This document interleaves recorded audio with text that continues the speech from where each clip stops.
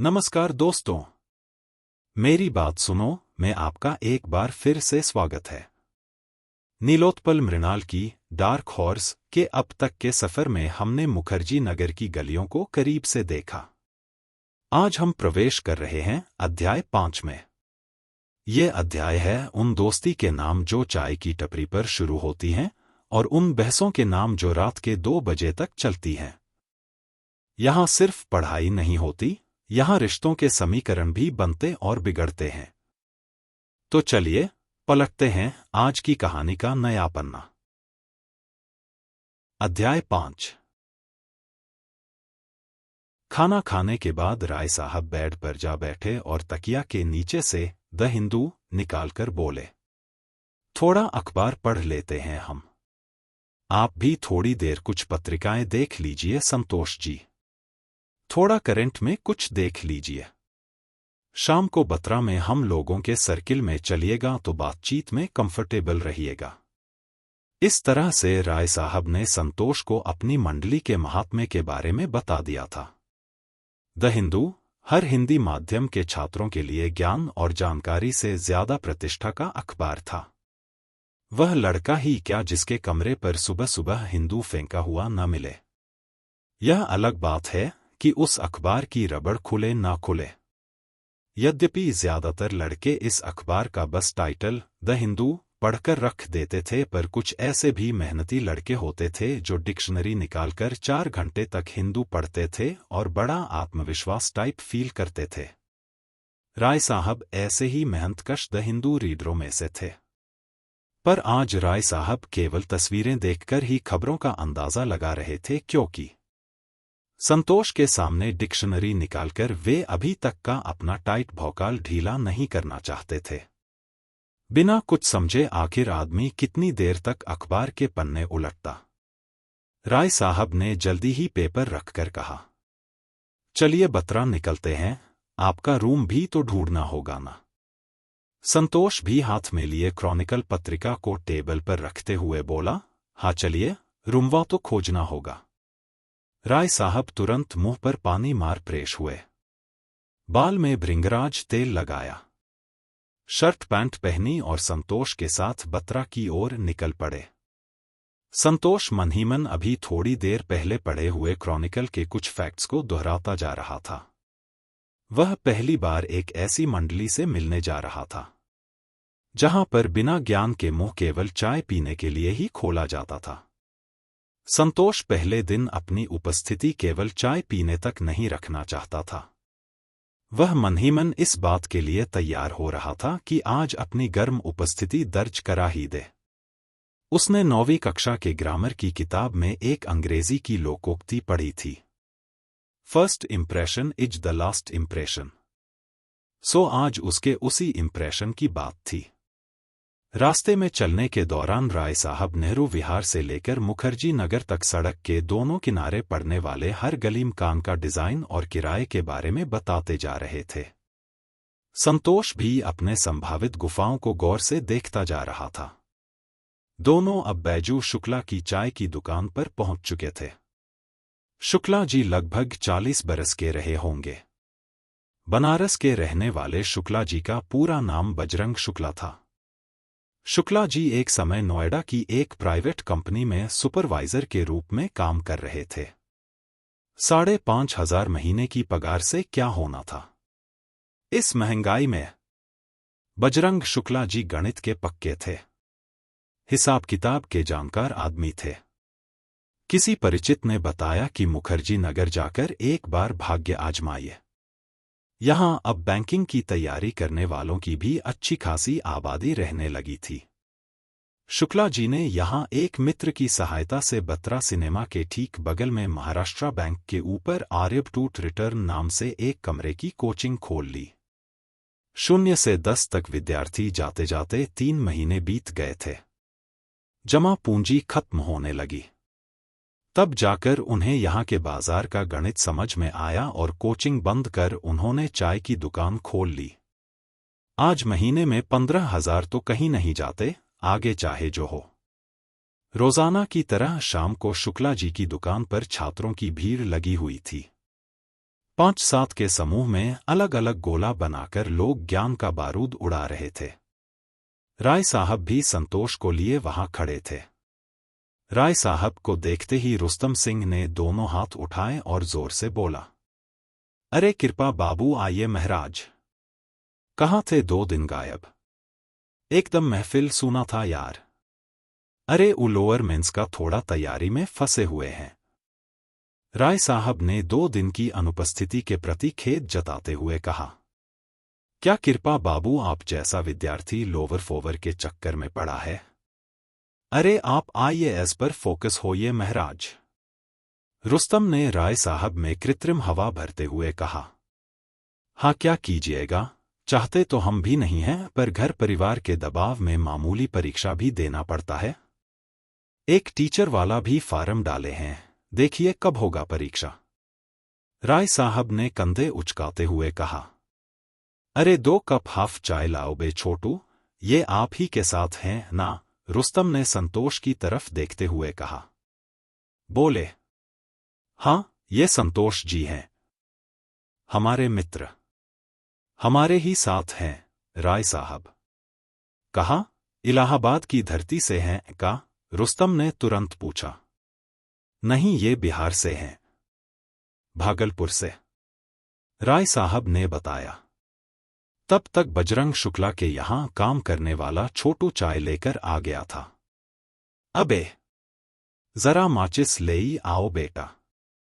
रुस्तम ऊपर की जेब से सिगरेट निकालते हुए बोला। तब तक राय साहब ने पहली चुस्की लेते हुए कहा, चाय एकदम पंचोचर लग रहा है। शुक्ला जी का भी क्वालिटी गिर रहा है अब। इलाहाबाद वाला चाय यहां कहीं नहीं मिला रुस्तम भाई। लीजिए। अरे इलाहाबाद वाला बात यहां कहां पाएंगे राय साहब? अल्लाहपुर चौराहे पर लल्लन की दुकान पे पीजिए, मजा आ जाता है। अपना ही चेला है। रुस्तम ने धुआं उड़ाते हुए कहा। मुखर्जी नगर में एक इलाहाबाद हमेशा चलता फिरता रहता था। हिंदी माध्यम से तैयारी करने वालों में से सबसे ज्यादा सघन संख्या इलाहाबाद विश्वविद्यालय से आए छात्रों की ही है, ऐसा प्रतीत होता था।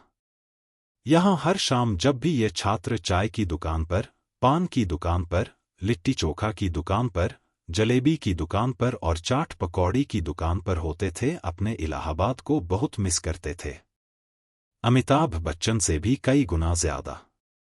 आहा, छेदन का पान, ओहो, मंटू की जलेबी, हाय, नेत्राम की कचौड़ी, हाय रे, पलटन का पकौड़ा, साला लल्लन की चाय, ओह, पिया मिलन चौराहा।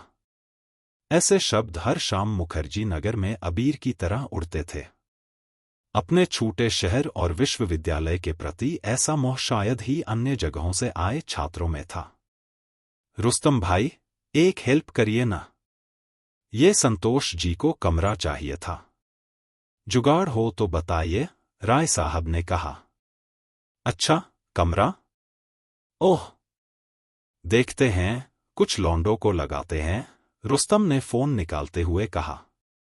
राय साहब ने संतोष की तरफ हंसते हुए बधाई की नजर से देखा कि मानो कमरा तो मिलना तय है अब।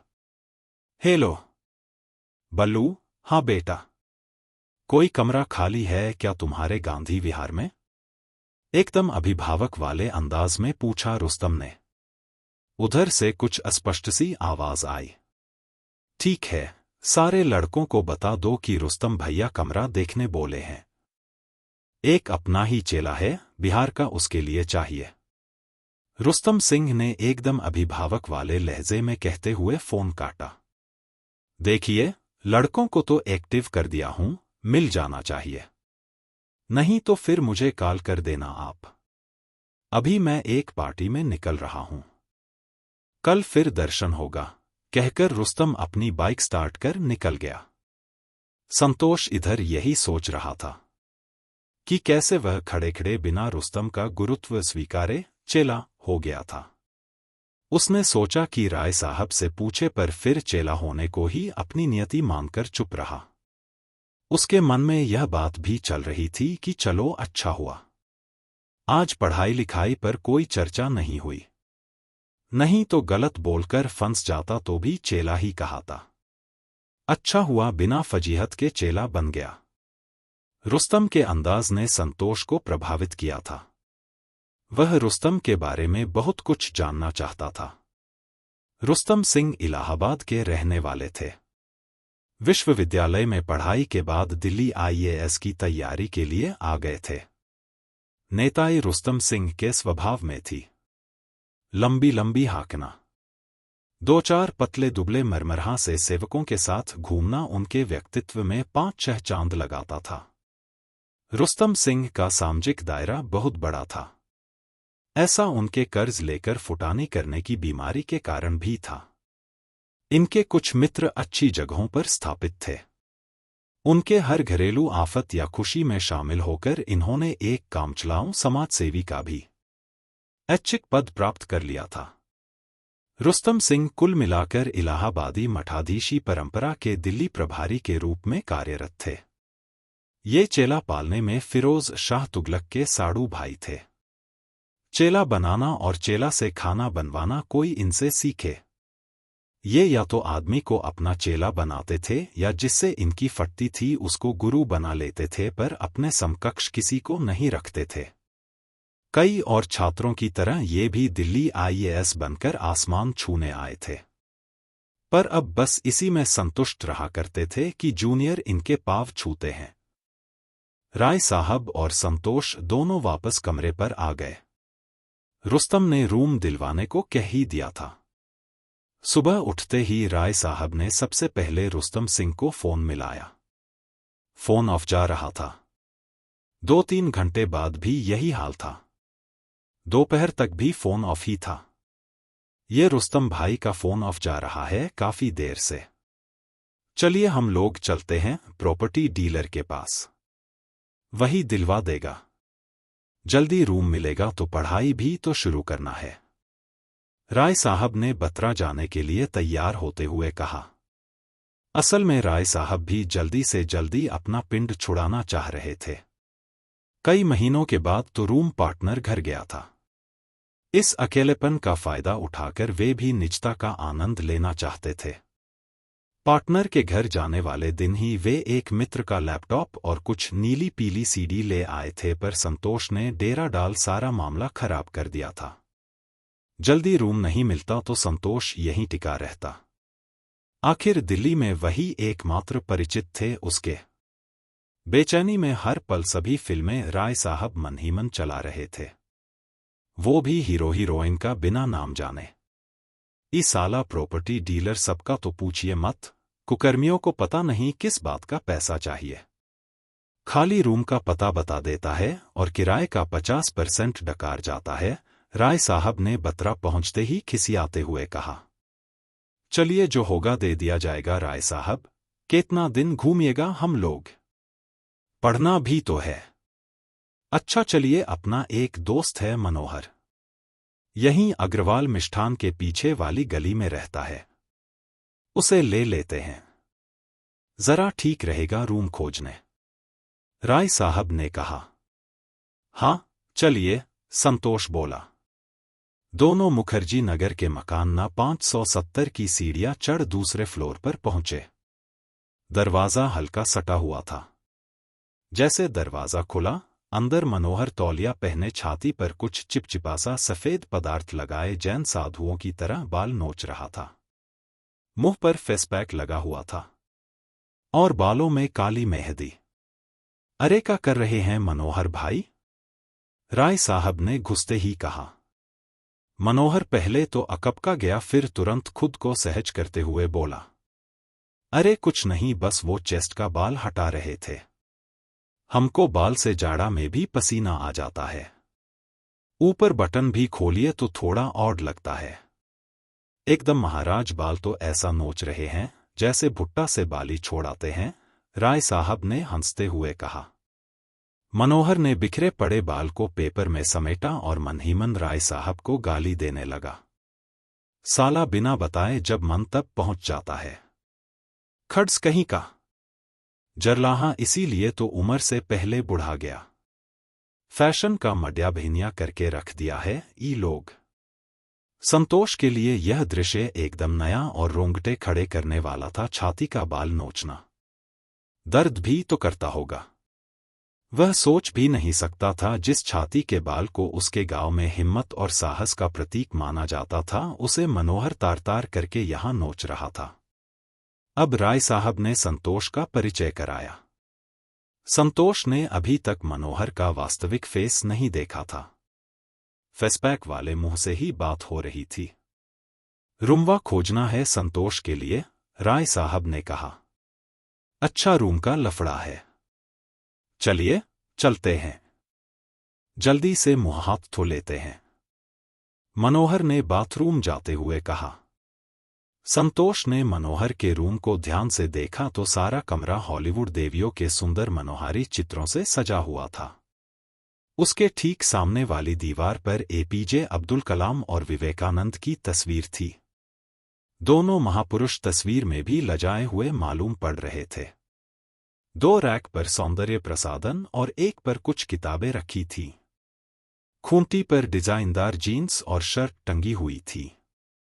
मनोहर तब तक चमक के बाहर आ चुका था।